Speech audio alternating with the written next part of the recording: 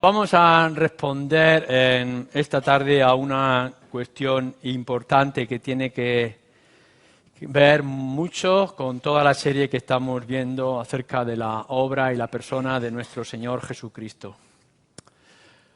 ¿Por quién murió Jesús?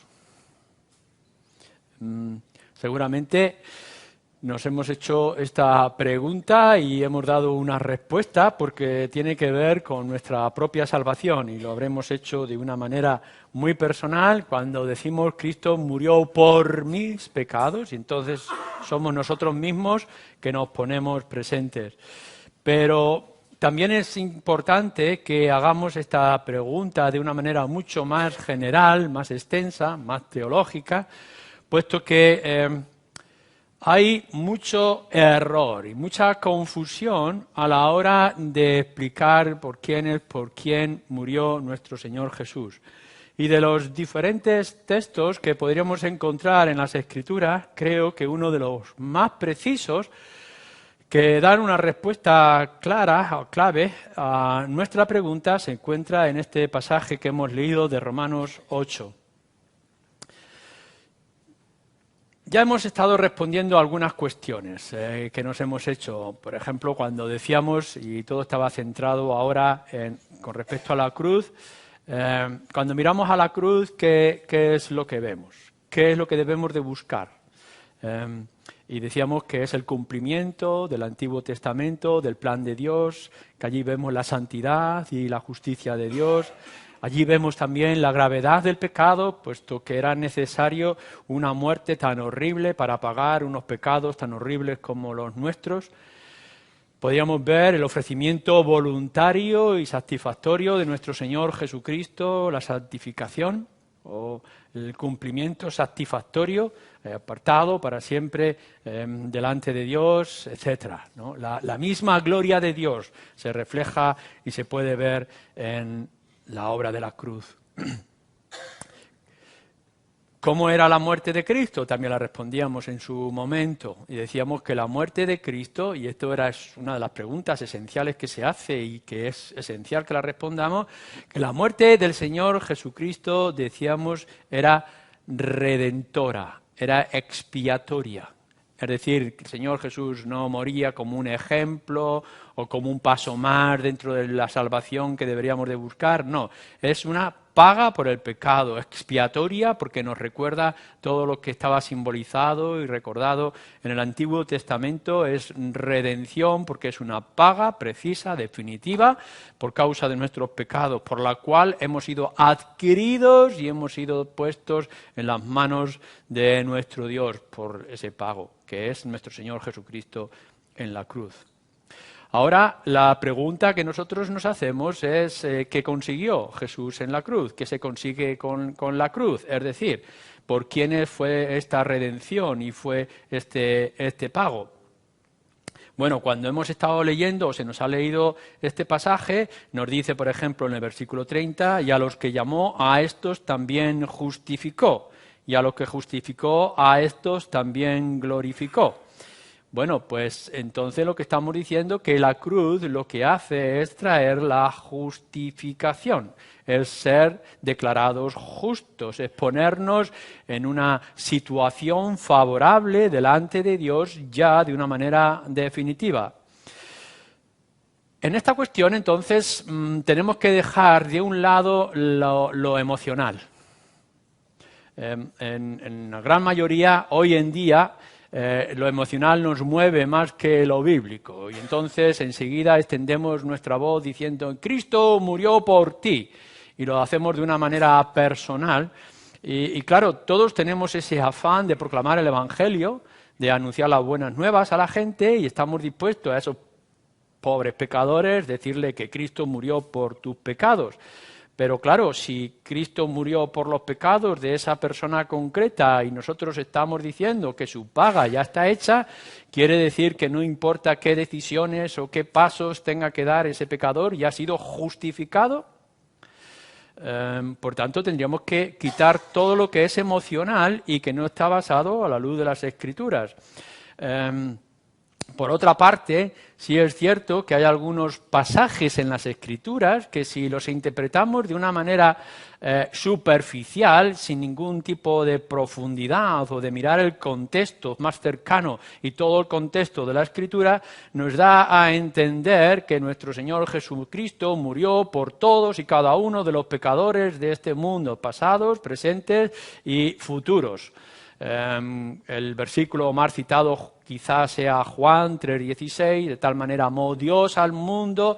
Y entonces la gente, uno puede llegar a pensar, bueno, ves, hay versículos como este, en Primera de Juan, capítulo 2, versículo 2, en fin, hay otros pasajes que dan a entender que Cristo murió por todos y cada uno de los pecadores. Pero, ¿es esto así? ¿Está diciendo lo que nos parece emocionalmente que dice ese pasaje de las Escrituras? Nosotros lo que tendremos que mirar es la Escritura desde lo que ya hemos visto.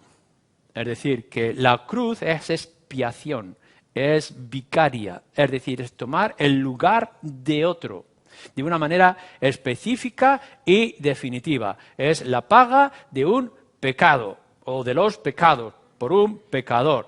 Y por tanto, cuando nosotros vemos que es una muerte vicaria, entonces decimos, es que el Señor Jesucristo ha tomado el lugar de todos y cada uno de esos pecadores. Tendremos que mirar todos esos pasajes que nos parecen dudosos por nuestra actitud quizá emocional o por las doctrinas que hemos podido recibir, a la luz de esa conclusión clara. Cristo justificó en la cruz. Entonces, ¿es que ha justificado ya a todos y cada uno de los pecadores? Por otra parte, sí dar descanso a algunos que puedan estar quizá con algún tipo de duda, porque hay muchísimos pasajes que nos expresan todo lo contrario, que el Señor Jesús no pagó, no es el rescate de todos y cada uno de los pecadores del pasado, del presente y del futuro. Y podéis leer todo lo que implica el Evangelio de Juan, capítulo 6, versículo 36 y demás, cuando habla que Cristo pagó por los suyos, por el pueblo, por lo que el Padre le dio, etcétera, etcétera. Todo este lenguaje tan poderoso. Pero bueno, vamos a responder. ¿Qué consiguió el Señor Jesucristo en la cruz? ¿Por qué esa cruz? ¿Por quién pagó nuestro Señor Jesucristo? Hay cosas que tenemos que decir en un principio, empezando por esto. Todo ser humano necesita la cruz. El Señor Jesucristo no vino buscando a aquellos que necesitaban la cruz. No, no es así. El Señor vino a este mundo porque todos necesitaban la cruz. No hay excepción alguna. Incluso pensando en el mismo Adán, que fue el primer hombre que conocemos, pasando por toda la historia del Antiguo Testamento. Y cuando ninguno de nosotros estemos y todavía quede tiempo para nuevas generaciones antes que venga el Señor Jesucristo, todos aquellos del pasado, antes de Cristo, todos aquellos que han de venir después de Cristo, todos ellos necesitan la cruz. ¿Por qué? Porque todos somos pecadores y por tanto todos, hombres y mujeres, grandes y pequeños, de todas las razas, de todas las culturas, están en enemistad con Dios, están en deuda con Dios. Por tanto, todos necesitan la liberación que trae la cruz. Esto es importante que nosotros lo entendamos a la hora de proclamar el Evangelio. Cuando leemos este pasaje o leemos todo lo que sea parte de las Escrituras, de la palabra de Dios, no estamos diciendo que la Escritura es algo exclusivo, que es para un pueblo, que todos los demás no tienen nada que ver y que quedan al margen de la voluntad de Dios o de los planes de Dios de alguna manera, sino que lo que tenemos que recordar es que nuestro Señor Jesucristo vino a este mundo porque todos y cada uno necesitaban un sanador para sus almas o un salvador por causa de sus pecados. Esto lo tiene muy claro el libro de Hechos, cuando Pedro está hablando, o lo encontramos con Pablo, cuando lo está citando en su carta a Timoteo. No hay otro nombre dado a los hombres en el cual nosotros podamos ser salvos, porque no hay otro mediador entre Dios y los hombres, sino Jesucristo hombre. Es decir, nos está diciendo esto. Por una parte está toda la humanidad, toda, absolutamente toda, grandes y pequeños, más listos o menos listos, con limitaciones o sin limitaciones, judíos o gentiles, toda la humanidad está en enemistad con Dios. Y el único remedio, el único medio, el único mediador es el Señor Jesucristo. Esto lo debemos de tener muy claro. Los pobres salvajes, como algunas veces se dice, los ignorantes que están en medio de la selva, o aquellos otros que nos podamos imaginar en nuestra rica imaginación, todos ellos también necesitan un vicario, todos ellos necesitan un salvador, porque es que no hay otro remedio, no hay otro medio, no hay otro camino, no hay otra senda. No podemos estar pensando bueno, esto es para los cristianos, pero para los islámicos o los budistas o los ateos hay otras sendas, quizá una conciencia más limpia, una buena actitud, unos principios filosóficos. No, absolutamente no. Esto es lo que tenemos que tener muy claro y esto es lo que enfatiza constantemente las Escrituras y nos enseñan las cartas. Todo ser humano, incluido cada uno de vosotros y cada uno de los nuestros que conocemos a nuestro alrededor, tiene una necesidad urgente y esencial de nuestro Señor Jesucristo. Porque no solamente Él es el único camino, sino que nos dice también la Escritura, de una manera muy clara y definitiva, que es la única opción. Es la única opción. Cuando vosotros leéis, por ejemplo, en el libro de Hebreos, o el sermón, o la carta de Hebreos, en el capítulo 7, Cristo, se nos dice, murió una vez y para siempre. Así que aquellos que desprecian, dice más adelante, a la persona y la obra del Señor Jesucristo, ¿qué les queda? Ya no hay más. Es decir, no solamente es que Cristo es el único medio, el único pago, la única redención, sino que es la única oportunidad. O lo tomas a Él o lo pierdes todo. Y esto es lo que nosotros tenemos que aclarar con toda contundencia. Cuando hacemos el mensaje evangelístico, saliendo a la calle, en las conversaciones que tengamos con la gente, no podemos tener temor de poder clamar o reclamar urgentemente que las personas se arrepientan y crean en el Señor Jesucristo, porque es que no hay otro nombre. Y si pierden esta oportunidad, no queda más oportunidad. Por fin ha descubierto la Iglesia Católica que ya no hay purgatorio, que no hay otra manera de poder pagar los pecados. O los paga Cristo o no se pagan. Y esto la Escritura lo deja contundente. ¿Qué nos queda o qué les queda a la gente si no tienen a Cristo? Todo ser humano, toda persona, por ser pecadora, necesita a Cristo. Y Cristo ha venido para hacer salvación, para pagar rescate ante la necesidad inmensa que el ser humano tiene delante de Dios. Si esto es así, es decir, si llegamos a la conclusión, y debemos de llegar, porque este es el mensaje de la Escritura, de que Cristo es la única opción para los que estamos en este país que conocemos tanto de las Escrituras, o para aquellos que son ignorantes de las Escrituras, para aquellos que fueran del pasado o aquellos que han de venir en el futuro, si vemos claramente de que no hay otro nombre y que no hay otro medio que es Cristo, ¿qué nos queda a nosotros en segundo lugar? Que tenemos que predicar a Cristo. Es decir, es necesario y urgente que la Iglesia cristiana, que la Iglesia de Cristo, que el pueblo de Dios, es decir, que tú y yo anunciemos la cruz a todo el mundo y sin distinción. Cuando lo estamos diciendo, no lo estamos diciendo de una manera superficial o banal, sino que lo tenemos que hacer con una convicción urgente y necesaria. No estamos diciendo de que hay diferentes medicinas para los diferentes médicos. Lo que estamos diciendo es que esta es la única medicina, cualquier que sea el enfermo que nos podamos encontrar a lo largo del camino. Por tanto, tendremos que enfatizar nuestros esfuerzos. No podemos llegar al mundo, a la gente.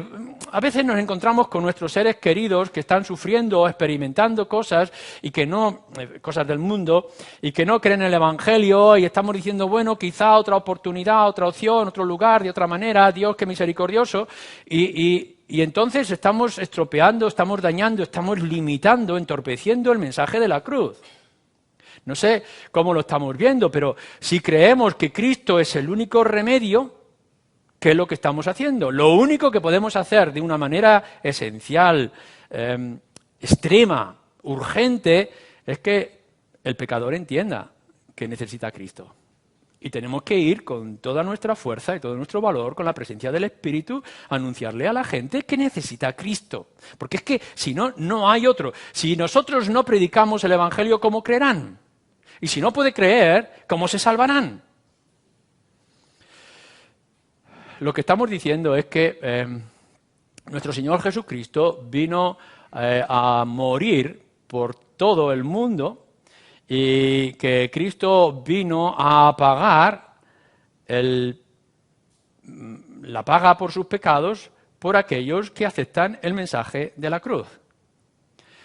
Es decir, que nosotros no podemos hacer ningún tipo de distinción. Cuando estamos diciendo que Cristo murió por todos, es que estamos viendo que toda la raza humana está apartada de Dios y todos ellos necesitan a Cristo. Uno podría haber pensado, como nos dice nuestro Señor Jesús, Cristo no vino a por los sanos, Cristo vino a por los enfermos. No vino a por los justos, vino a por los pecadores. No vino por los judíos, sino que tengo otros muchos fuera de este redil. Lo que nos está marcando las Escrituras, y lo encontraréis en algunos pasajes, de que nuestro Señor Jesucristo murió por todos, no está diciendo que murió por todos y cada uno, no importa si creen o no creen. Lo que nos está diciendo es que murió por todos y cada uno sin distinción. Así que nosotros predicamos el Evangelio porque lo necesitan los judíos. Necesitamos el Evangelio porque lo necesitan los gentiles, los españoles, los franceses. Predicamos el Evangelio porque lo necesitan los religiosos o los que no son religiosos. Predicamos el Evangelio porque lo necesita el islámico o el profundamente creyente islámico. Necesita el Evangelio y necesita a Cristo. Necesita el Evangelio aquel que está limitado en su mente o aquel que tiene un conocimiento y una filosofía, una sabiduría inmensa. Todos y cada uno de los que están a nuestro alrededor necesitan a Cristo. Cristo vino para salvar a todos sin distinción, no hay diferencia. Esto fue lo que sorprendió cuando leéis en el libro de Hechos, de que Pedro ha tenido una visión de que ahora puede comer de los animales prohibidos. Y esa es su conclusión, de que entonces puede ir a cierto hombre que es gentil, que ha tenido también otra visión, presentarle el Evangelio, y después de que le presenta el Evangelio a aquel hombre gentil, vuelve a Jerusalén y le explica lo que ha pasado. La conclusión de la Iglesia es, pero entonces también Cristo tiene que creer, o tiene que ser creído por los gentiles. Y de pronto descubren ese gran misterio que ya estaba revelado en el Antiguo Testamento y que ya había anunciado el Señor Jesucristo.